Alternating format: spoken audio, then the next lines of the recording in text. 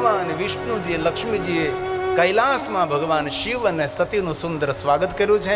દેવતાઓએ પરિક્રમા કરી છે અને મુહુર્ દેવતાઓએ ખૂબ વિવાહની પ્રશંસા કરે છે. કેટલું સુંદર આપણા પુરાણોમાં કહ્યું છે. સતી જે રીતે સાંભળે એ રીતે દેવતાઓએ ખૂબ મોટા મોટા શબ્દોથી પ્રશંસા કરવા લાગે છે. મહાદેવજી કયા શબ્દોમાં વર્ણન કરીએ. વિવાહમાં ખૂબ આનંદ નહીં, પરમ આનંદ થયો. કથા ઉપરથી શીખવાનું છે. કોઈના નાના મોટાના પ્રસંગોમાં જાય તો પ્રસંગોની પ્રશંસા કરીએ. પ્રસંગમાંથી કમી નહીં કાઢીએ, તેની ભૂલ નહીં કાઢીએ. આપણે દેવતાઓ પ્રશંસા કરતા કરતા મુહુર્ એકબીજા મળીને કહે બહુ મજા આવી. કેમ? વિવાહમાં લગ્નમાં ખૂબ આનંદ કર્યો. ક્યાં ભોજન, ક્યાં વ્યંજન, ક્યાં વ્યવસ્થા. અને કોઈ નાના માણસના પ્રસંગોમાં જાય ને તો થોડી ઘણી અસુવિધા હોય તો બોલવું નહીં જોઈએ. કોઈના પ્રસંગોમાં જાય તેના પ્રસંગોનો ઉજળા કરવા માટે જાય છે. કોઈના પ્રસંગોની નિંદા કરવા નથી જતા આપણે. કોઈના પ્રસંગોની અંદર દેવતાઓ પાસેથી શીખવાનું આ બધું છે. કોઈના પ્રસંગોને વખાણીએ, વખોડીએ નહીં. દેવતાઓ મુહુર્ પ્રશંસા કરતા કરતા કૈલાસ ધામને છોડી અને જતા રહે છે. શિવ અને સતીનો સુંદર વિચરણ વિહાર છે. વિહાર કરતા શિવ અને સતી કુંભજ ઋષિના દ્વારે આવે છે અને કુંભજ ઋષિ સુંદર સ્વાગત કરે છે. અગસ્ત્ય ઋષિ, અને ક્યારેય તમે મહાકાલ જાઓ, ઉજ્જૈન નગરી, શિવપ્રિયા શિવપ્રનદના તટ પર અવંતી નગરી, જેના આનંદનો કોઈ અંત નથી. અવંતી, જ્યાં 84 મહાદેવમાં પહેલું મહાદેવ અગસ્ત્ય મહાદેવ છે. અમારા મનોજપુરીજી ત્યાંના મહંત શરી છે, પુરીનામાં છે. અમે જેમ ગીરી, પુરી, ભારતી, વન, તીર્થ, સાગર, સરસ્વતી, દશનામાની નમો નમઃ. 84 મહાદેવની યાત્રા કરજો. મહાકાલેશ્વર મહાદેવનું જે શિવલિંગ છે મહાકાલ વનની અંદર, લિંગોમાં સેનાપતિ છે મહાકાલેશ્વર. પણ મહાકાલેશ્વર કરતા પણ પ્રાચીન, અતિ પ્રાચીન ભગવાન મહાદેવના લિંગ સ્વરૂપો 84 મહાદેવ છે. 84 મહાદેવની યાત્રા થાય છે. પણ ભાગ્યે જ કોઈ ગુજરાતી જતો હોય છે, નહીંવત જતો જ નથી. એમાં પહેલું જે શિવલિંગ છે અગસ્ત્ય મહાત્મા દ્વારા સ્થાપિત શિવલિંગ છે. ભગવાન શંકરજીએ કહ્યું, કુંભજ ઋષિ, સુંદર મધુર મધુરી વાણી સત્સંગ. ભગવાન રામની થોડી કથા સંભળાવો. રામ કથા મુનિ બર્જ બખાની, સોની મહેશ પરમ સુખમાની. એક વાત યાદ રાખવી, જે માણસને ભગવાનની કથામાં, ભગવાનના દર્શનમાં, પૂજામાં, અર્ચનમાં, ભગવાનના નામ સ્મરણમાં જેને આનંદ ન મળે એને દુનિયામાં કોઈ જગ્યાએ આનંદ ન મળે. કારણ કે આનંદનું ઠેકાણું જ ભગવાન છે. આનંદનું ઠેકાણું ભજન છે, સ્મરણ છે, જપ, તપ, સાધના, અનુષ્ઠાન, ઉપાસના, દેવ દર્શન, તીર્થ યાત્રા. થોડું ઘણું ઘર વ્યવહારનું કામ પૂરું થાય એટલે યાત્રા કરવી જોઈએ. ઘરમાં પૂરું થાય છે. ઘણા માણસો ન 12 જ્યોતિર્લિંગની યાત્રા કરે, ન 4 ધામની યાત્રા કરે, ન ગોકુલ મથુરાની યાત્રા કરે, ન દ્વારકા સોમનાથની યાત્રા કરે. એક યાત્રા કરે, અંતિમ યાત્રા. એ તો કરવી પડે છે, મજબૂરી છે. અને તેથી અંતિમ યાત્રાને મંગલમય બનાવ્યું હોય તો જ્યારે જ્યારે સમય મળે ત્યારે યાત્રા કરો. ભારત દેશના 4 ધામની યાત્રા કરી, હિમાલય પહાડના 4 ધામની યાત્રા કરીએ આપણે. બદ્રી, કેદાર, ગંગોત્રી, યમનોત્રી, પંચ કેદાર. અને કોઈ મોટી કોઈ બડાઈ કરતો હોય ને કે અમારા મંદિરો મોટા છે ને, અમારા મંદિરો મોટા છે ને, અમારા મંદિરો આમ છે, અમારા મંદિરો આમ છે, એને કાન ખોલીને કહી દેજો કે આ દુનિયામાં, આ ધરતી પર ઊંચામાં ઊંચું કોઈ મંદિર હોય તો મારા મહાદેવનું મંદિર છે. પંચ કેદારમાં એક કેદાર ભગવાન શંકરજી છે.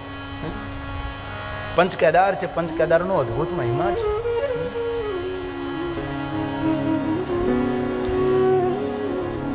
શંકરજીથી ઉપરી કોઈ મંદિર ન હોય તો કોઈ દેવાલય, કોઈ શિવાલય ન હોઈ શકે.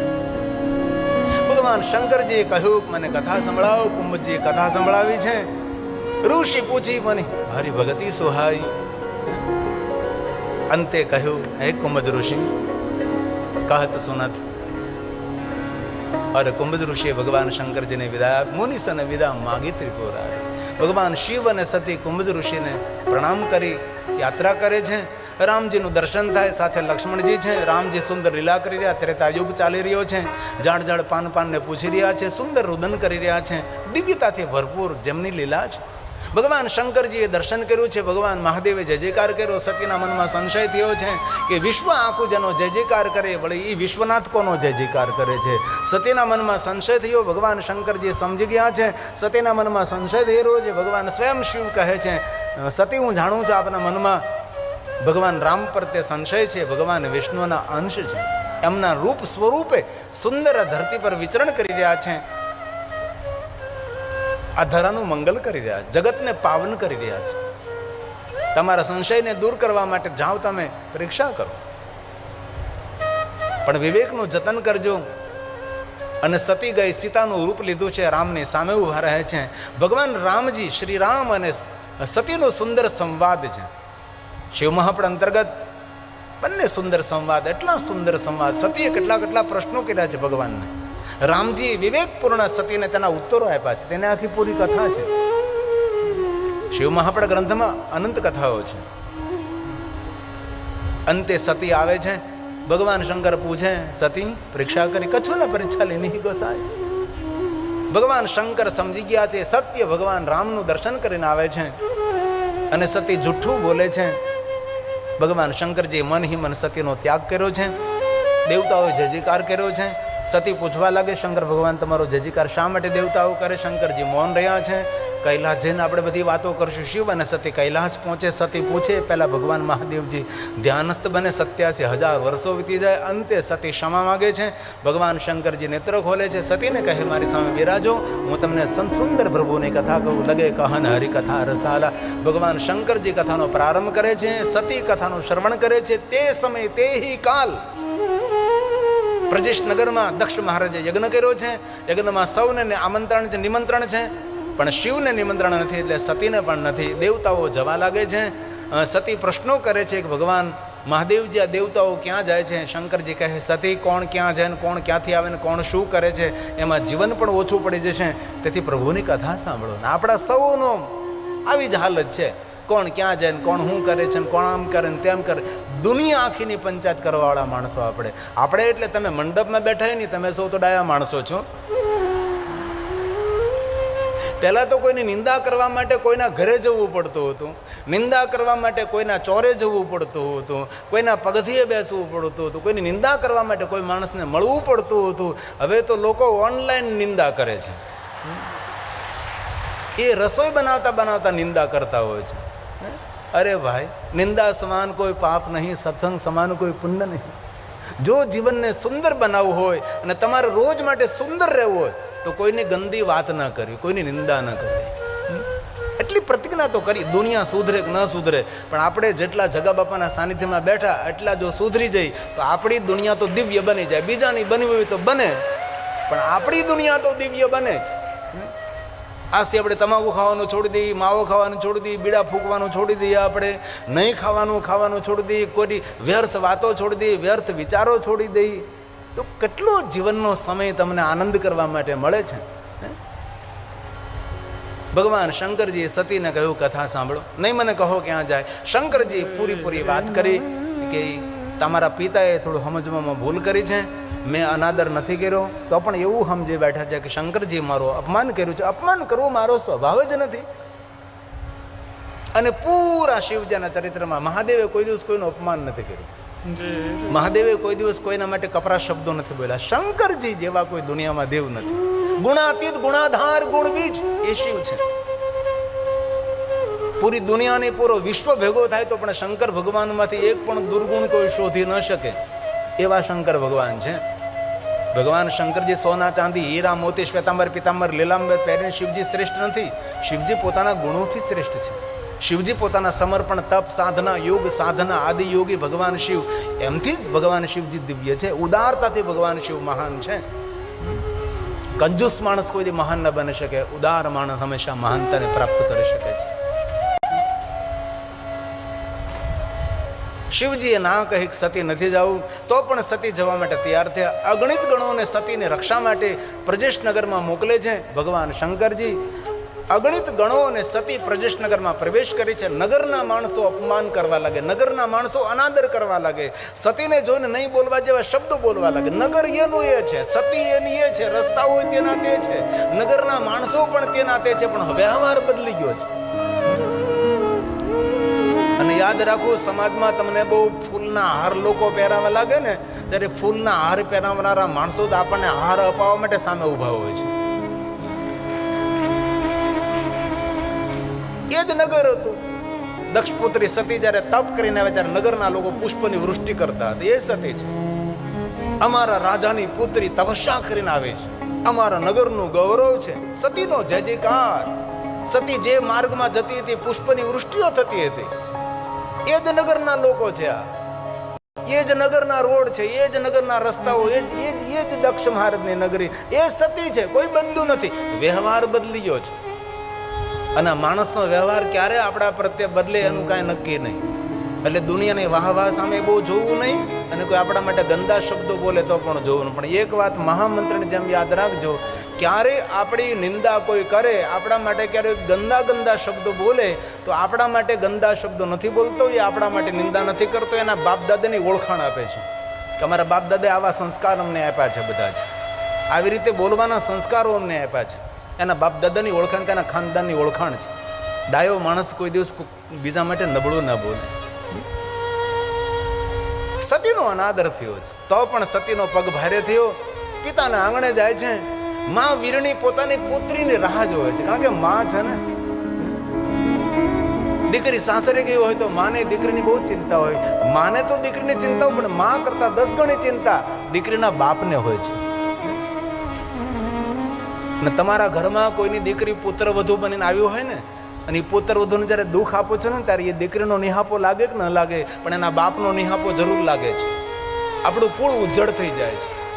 તમારા ઘરમાં પુત્ર વધુ બનીને આવ્યું કોઈની દીકરી, તો તેને ખૂબ સાચવજો, ખૂબ લાગણીને, પ્રેમ અને હેત અને માન સન્માનથી રાખજો. કોઈ બાપનું હૃદય છે, કોઈ બાપના હૃદયનો ધબકાર છે. માં અને દીકરી હેત અને પ્રેમથી એકબીજાના ખંભા પર માથું નાખી અને ખૂબ પ્રેમથી મળે છે. અને માતા વીરણી ધીમેકથી કહે છે, બેટા પુત્રી સતી, તને તારા પિતાએ નિમંત્રણ નથી આપ્યું, પણ મને ભરોસો હતો દીકરી તું તો જરૂર આવીશ જ. જા બેટા સતી, યજ્ઞનાળના દર્શન કર અને જલ્દી પાછી આવ. આપણે મા દીકરી બેઠા બેઠા સુખ અને દુઃખની વાતો કરીએ. અને સાસરે ગયેલી દીકરી ક્યારે પિયરમાં આવે ને, તો ભોજાઈઓને ભાભીઓને મારી પ્રાર્થના છે, તે મા દીકરીને શાંતિથી બેસવા દેજો ને મીઠી મીઠી વાતો કરવા દેજો, એકબીજાના કોઠા ઠાલવવા દેજો. એમ કહેજો, નંદબા તમે આવ્યા છો ને, તો રસોઈ હું બનાવીશ, ઘરનું કામ બધું હું કરીશ, બા તમારે જ કાંઈ કામ નથી. મા દીકરી બેસો ને સરસ વાતો કરો. પણ ભાભીને તેમ જ થાય કે આ મારી જ વાતો કરશે બે જણી. નહીં, એ તો એમના અંતરના હૃદયના ઉદ્ગાર ઠલવતા હોય છે. માં વીરણીએ કહ્યું કે જા બેટા પુત્રી સતી, જલ્દી આવ, આપણે સુખ દુઃખની વાતો કરીએ. પણ માને ખબર થોડી છે કે સતીની છેલ્લી મુલાકાત, સતીની અંતિમ મુલાકાત છે. સતી યજ્ઞનાળના દર્શન કરવા જાય છે, જીવનભર પાછા નથી ફરવાના. એ માં વીરણીને ખબર નથી, એમ આપણને પણ ખબર નથી કે આપણા જીવન માર્ગમાં જે માણસ મળે છે, બીજી વાર મળવાનો નહીં મળવાનો શું ખબર. તેથી જીવન માર્ગમાં જે મળે તેની સાથે સારો વ્યવહાર કરો, મધુર વ્યવહાર કરો, માન સન્માન સાથેનો વ્યવહાર કરો. બાકી મનની મનમાં રહી જાય. ઘરેથી આપણો દીકરો, પતિ કે પિતા કોઈ પણ ઘરથી વિદાય લેતો હોય, પ્રસન્ન મુખમુદ્રાથી વિદાય કરો. ઘરની બહાર પગ મૂકીને પાછો ઘરે આવવાનું આપણને ખબર નથી.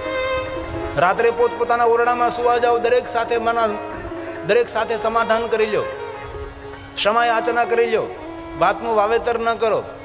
કારણ કે રાત્રે માણસ સૂઈ ગયો, સવારમાં ઊભો થાય ને, એ તો મહાદેવની કૃપા હોય તો સવારમાં માણસ ઊભો થઈ શકે છે. બાકી રોજ માટે સૂતો રહે, એવા અનેક સૂતા રહે છે. સવારમાં આંખ ખુલે એટલે ભગવાનને આભાર વ્યક્ત કરો, ભગવાન તે મને નવો દિવસ જીવવા માટે આપ્યો છે, અને સુંદર મને દિવસ આપ્યો છે, તો સારા દિવસોમાં સારું કાર્ય કરીશું, સારું કામ કરી, કોઈના માટે સારું બોલીશ, સારું જીવીશ. કોઈને મદદ નહીં કરું, પણ કોઈને નડીશ તો નહીં જ ભગવાન, એ હું ખાતરી આપું છું. આને જીવન કહેવાય છે. સતી ગઈ યજ્ઞનારાયણના દર્શન. શિવજીનું કોઈ સ્થાન નહીં, મહાદેવનું કોઈ સ્થાન નહીં. પિતાજીને કહે છે, પિતાજી આ શું કર્યું તમે? આપને જાણ છે યજ્ઞનો ફળ શિવ આપે છે, જજમાનનું કલ્યાણ મહાદેવ કરનાર છે, તમે જાણો છો? પુષ્પદંત મહારાજે બહુ સરસ વાત કરી છે. આમાં જે મહાદેવના ભક્તો તેને ખબર હોય, કૃતો સુપ્તો જાગ્રતો, ક્રતો સુપ્તો જાગ્રત ત્વમસી ફલ યોગે ક્રતુમલા ક્વ કર્મ પ્રદ્વસ્તમ ફલતિ પુરુષારાધન મૃતે. સતી કહે છે મહાદેવ ફળ આપનારા છે, જજમાનનું મંગલ કરનારા છે, યજ્ઞમાં શિવ નથી. દક્ષ મહારાજ પોતાના પુત્રનો અનાદર કરે છે. દીકરાનું ક્યારે અપમાન થાય ને તો દીકરો સહન કરી શકે છે, પણ ભૂલથી દીકરીનું અપમાન ન કરવું. દીકરીને બહુ દુઃખ લાગે છે. દીકરીના મા ઉપર જરૂર પ્રેમ હોય, પણ દીકરીનો સ્વભાવ છે મા કરતા વધારે 10 ગણો પ્રેમ દીકરી હંમેશા પિતાને કરતી હોય છે. અને બહુ હૃદયથી વાત કરું છું, સાધુ છું. દરેક મા બાપને મારી હૃદયની એક પ્રાર્થના છે, તમારી દીકરીઓને તમે સાચો પ્રેમ આપતા હશો ને તો તમારી દીકરી ખોટી જગ્યાએ પ્રેમની શોધ કરવાની છે, કંઈ ભૂલી નહીં પડે દીકરીઓ. તેથી ઘરમાં દીકરીને આદર મળવો જોઈએ, દીકરીને પ્રેમ અને લાગણી મળવી જોઈએ. ખુલ્લા દિલથી દીકરી તમારી સાથે કંઈ વાતો કરી શકવી જોઈએ. નો ડિસ્ટન્સ. શા માટે દૂરી રાખવી જોઈએ? સતીને યાદ આવ્યું દક્ષ મહારાજ જ્યારે સૌનો અનાદર કરશે, શિવનો અનાદર, હવે મારી લીલાનો અંત, હવે પૂર્ણ થશે મારી લીલા. સતી યોગાગ્નિ પ્રગટ કરે છે અને સતીનો અંતિમ શ્વાસ, સતી મરત હરિસન વરુ માગા જન્મ જન્મ શિવ પદ અનુરાગા. શંકરજીને યાદ કરતા સતી પોતાના દેહને શાંત કરે છે, હરિની પાસેથી વરદાન માગે છે. ભૃગુ ઋષિએ દક્ષ મહારાજને સમજાવ્યા, દક્ષ મહારાજ મેં તમને કેટલું કહ્યું, આમાં શિવ નથી, તમારો યજ્ઞ પૂર્ણ નહીં થાય. કલ્યાણ જરૂરી છે, સૌનું હિત જરૂરી છે. અને ભગવાન શંકરજીને કૈલાસમાં જાણથી ભગવાન શંકરે જટા પછાડી નથી. ઘણા લોકો બોલે શંકરને જટા પછાડવાની શું જરૂર છે? જટામાંથી લટ ખોલે છે. વીરભદ્રને પ્રગટ કર્યા છે, કાલીને પ્રગટ કરી છે. શંકરજી જટા લટમાંથી. ઘણા લોકો કે જટા પછાડી, અરે ભાઈ. અને ભગવાન મહાદેવ આજ્ઞા કરે, જાઓ દક્ષને દંડ કરો, એનો અભિમાન મિથ્યા કરો. હુંકાર કરતા આકાશ માર્ગે વીરભદ્રજી આવે છે, લલકાર કરે છે. હવે ભૃગુ ઋષિ કહે છે, દક્ષ આ શંકરજીનો કોપ છે, તમારી કોઈ રક્ષા નહીં કરી શકે. જોત જોતામાં વીરભદ્ર આવે છે. દક્ષ મહારાજ વીરભદ્રનું યુદ્ધ થાય છે અને યુદ્ધના પરિણામ સ્વરૂપે દક્ષનું ધડથી મસ્તક અલગ થાય, યજ્ઞકુંડમાં બળીને ભસ્મ થાય છે. ભૃગુ ઋષિએ જોયું, એક તરફ સતીનું શબ, દૂસરી તરફ મસ્તક, દક્ષનું ધડ. સૌ જે નિમંત્રણને માન આપીને આવેલા સૌ મહેમાનો, ઋષિ મુનિઓ સૌ જતા રહે. ભૃગુ ઋષિ, દક્ષ મહારાજનો ગુરુ છે ભૃગુ. આમાં ઘણાનો ગોત્ર પણ ભૃગુ હોય છે, મારું ગોત્ર પણ ભૃગુ ઋષિ છે. ભૃગુએ ભગવાનને પ્રાર્થના કરી, મહાદેવ દક્ષ મારો સાધક છે, દક્ષ મારો આશ્રિત છે. દક્ષે ભલે ભૂલ કરી, ભગવાન એના વતી હું તમને ક્ષમા માગું છું. જેવી રીતે કાકભૂષણજી માટે સદગુરુને પ્રાર્થના કરી, મહાકાલેશ્વરને, નમામિ સમશા નિર્વાણ રૂપમાં આપણને પ્રાપ્ત થયું. ભૃગુ ઋષિએ પ્રાર્થના કરી છે અને ભગવાન મહાદેવનો પ્રાગટ્ય થાય. ભૃગુ, ભગવાન મારે દક્ષને જીવિત કરો, જાઓ મસ્તક લઈ આવો. અજમસ્તક બકરાનું મસ્તક લાવે છે અને દક્ષ જીવિત બને છે. પશુ મસ્તક દ્વારા દક્ષ ભગવાન શિવને સ્તુતિ કરે છે, ભગવાન મને ક્ષમા કરો. જ્યાં સુધી માણસનું મસ્તક હતો ત્યાં સુધી દક્ષ મહારાજે શિવની સ્તુતિ ન કરી. પશુ મસ્તક થયું ત્યારે શિવની સ્તુતિ કરવા રહ્યા છે. અને શંકરજીનો પહેલો વિરોધ કરનારો કોઈ હોય તો દક્ષ છે.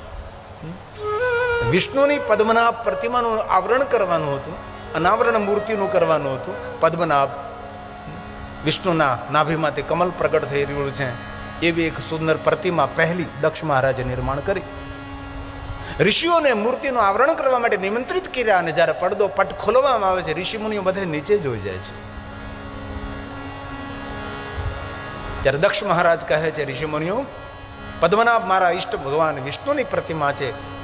આખા વિશ્વની અંદર કોઈ જગ્યાએ આવી પદ્મનાભ પ્રતિમા નથી. પ્રતિમાનું આવરણ થાય છે ભગવાન વિષ્ણુની મૂર્તિ. અને તમે સૌ કેમ દર્શન નહીં કરતા, નીચે દ્રષ્ટિ કરો છો? ત્યાં ઋષિમુનિઓ મત આપ્યો હતો કે દક્ષ મહારાજ, જ્યાં સુધી વિષ્ણુની સાથે શિવલિંગ ન હોય ત્યાં સુધી પદ્મનાભ પ્રતિમા અધૂરી કહેવાય, જેથી આ દર્શનીય નથી. એ પહેલો વિરોધ કરનાર દક્ષ મહારાજ. અને હવે પશુ મસ્તક દ્વારા દક્ષજી ભગવાન શિવની સ્તુતિ કરે છે. એ મહાદેવ, મને ક્ષમા કરો. નમામિ દેવં વરદં વરેણ્યં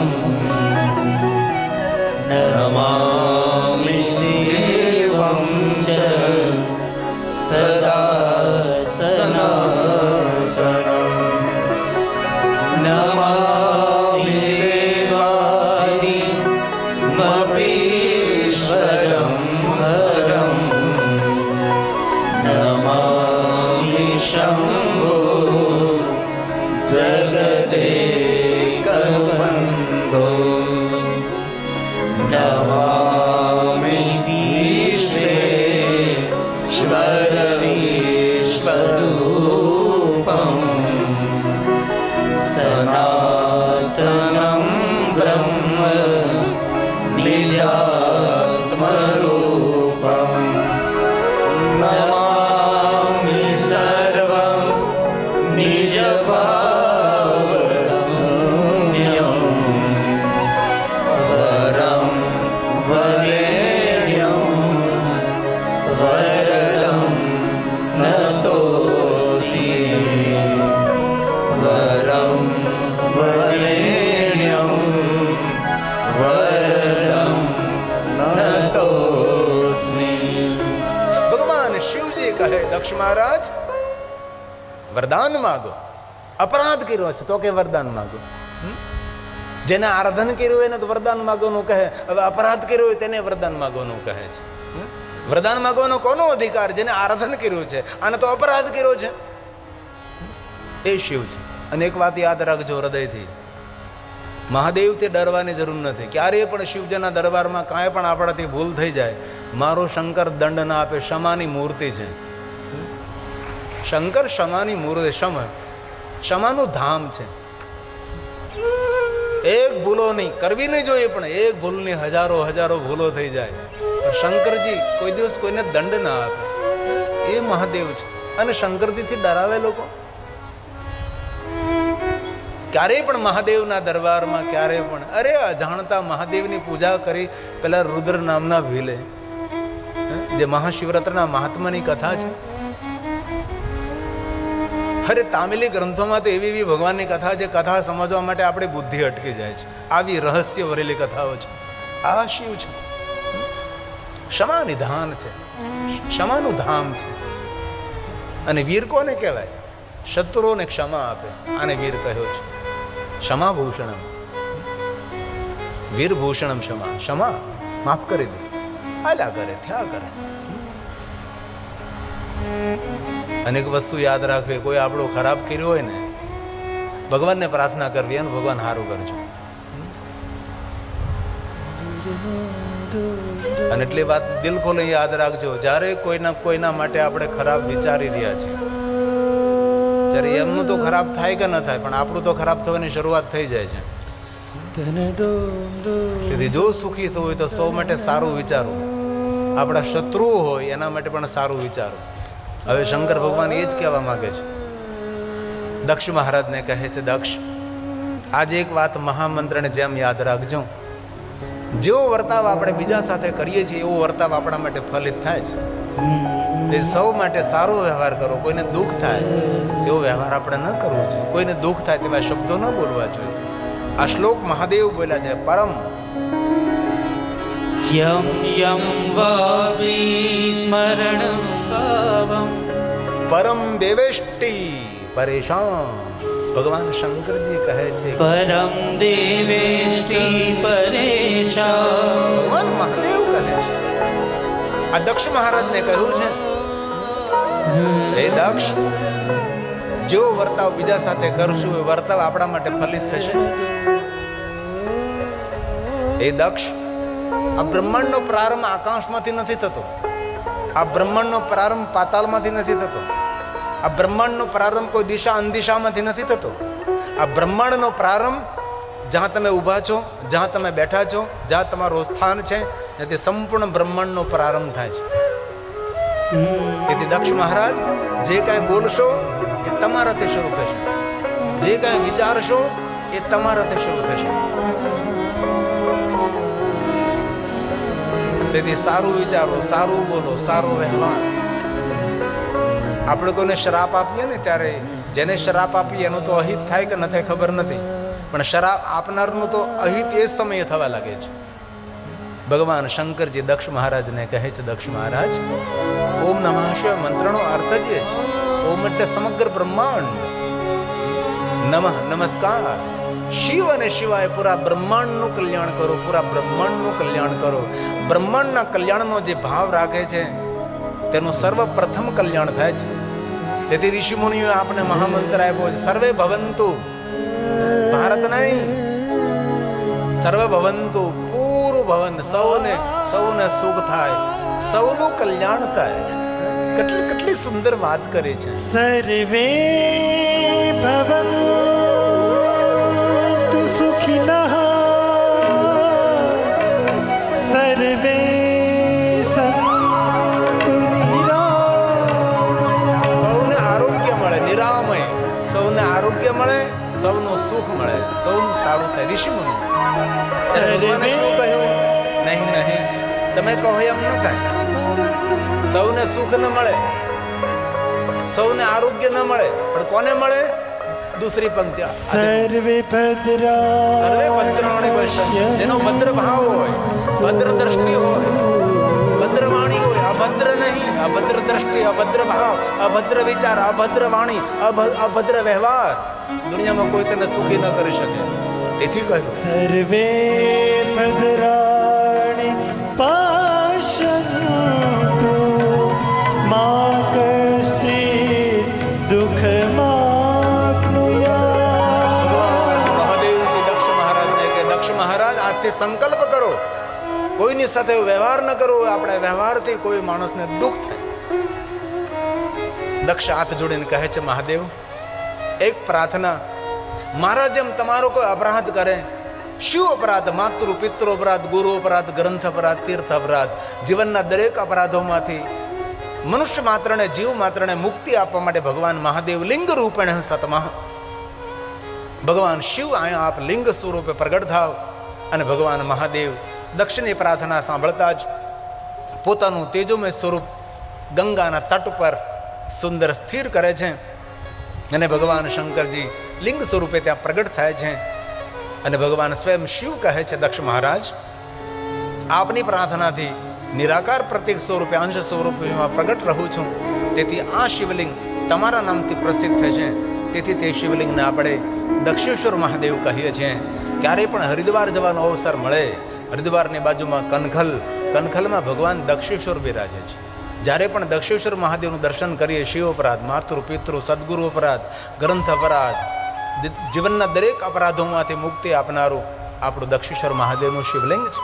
ભગવાન શંકરજી સતીના શબને લે છે, ભગવાન મહાદેવ શબને લઈને હિમાલય પહાડોની કંદરામાં દેવતાઓ વિષ્ણુને પ્રાર્થના કરે, વિષ્ણુ ચક્રને આજ્ઞા કરે, ચક્ર છૂટે છે. સતીના અંગ જ્યાં જ્યાં પડે છે તે શક્તિપીઠોનું પ્રાગટ્ય થાય છે. અંતે ભગવાન શંકરજી શબ મુક્ત બાબા હિમાલય પહાડમાં ધ્યાનસ્થ બને છે. અને સતી અંત સમયે વિષ્ણુને યાદ કર્યા હતા, ભગવાન શિવનું સ્મરણ કરી અંતિમ શ્વાસ, તેહી કારણે હિમગિરી ગુરુ જાય જન્મે